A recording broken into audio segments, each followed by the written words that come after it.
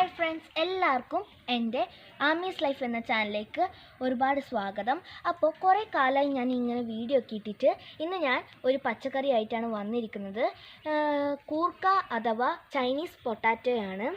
നിങ്ങൾ അച്ചുവിൻ്റെ അമ്മ എന്ന് പറയുന്ന സിനിമേൻ്റെ അകത്ത് ഉർവശി ചേച്ചി എപ്പോഴും മേടിക്കുന്ന ഒരു പച്ചക്കറിയാണ്. എനിക്ക് ഏറ്റവും ഇഷ്ടപ്പെട്ട പച്ചക്കറിയാണ് കൂർക്ക. പിന്നെ ഇതിനകത്ത് ഒരുപാട് ഗുണങ്ങളെല്ലാം അടങ്ങിയിരിക്കുന്നുണ്ട്.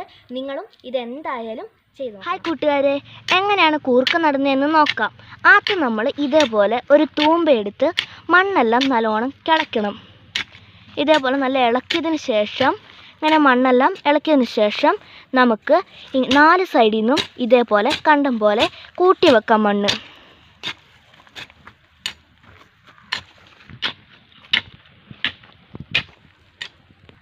ഇങ്ങനെ മണ്ണ് കൂട്ടി വെച്ചതിന് ശേഷം നല്ല കണ്ടം പോലെ ലെവലാക്കിയെടുക്കണം.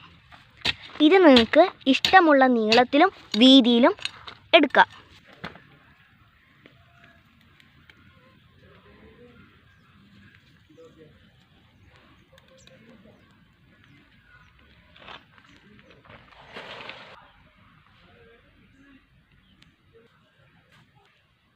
നമ്മൾ കൂർക്ക നടുന്നതിന് മുമ്പായി തന്നെ ഇതുപോലെ കൂർക്കത്തണ്ടുകൾ റെഡിയാക്കി വെക്കണം. ഈ കൂർക്കത്തണ്ട് എങ്ങനെ റെഡിയാക്കി എടുക്കുന്നതെന്ന് അറിയാമോ?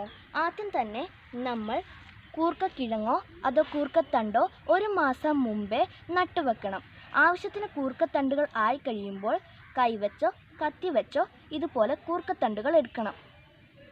ഇനി ഇത് നടുന്ന വിധം നമ്മൾ നേരത്തെ ആക്കി വെച്ച കണ്ടം പോലെ ആക്കി വെച്ചതിൽ ഇതേപോലെ കുഴിയാക്കണം. അതിനുശേഷം നമ്മൾ എടുത്ത് വെച്ച കൂർക്കത്തണ്ടുകൾ ഇങ്ങനെ നല്ലോണം ഉറപ്പിച്ച് നടണം.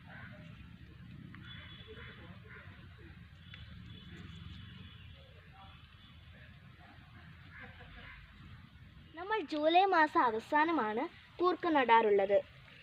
അതിനുശേഷം 3 മാസം കൊണ്ട് കൂർക്ക വിളവെടുക്കും.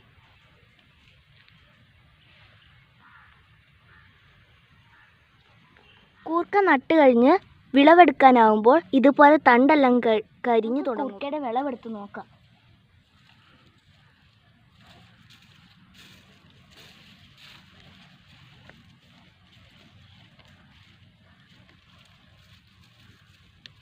നല്ലോണം ഉണ്ടല്ലോ.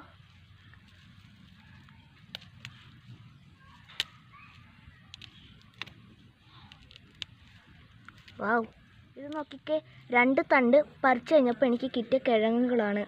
കൂർക്ക വളർന്നു കഴിയുമ്പോൾ ഇതിന് ഇത്തിരി മണ്ണൊക്കെ ഇട്ട് കൊടുത്താൽ ഇതിൻ്റെ തണ്ടുകളിലും കിഴങ്ങെല്ലാം ആയി വരും. 10-30 കൂർക്കകൾ നട്ടപ്പോൾ എനിക്ക് കിട്ടിയ വിളവുകളാണിത്.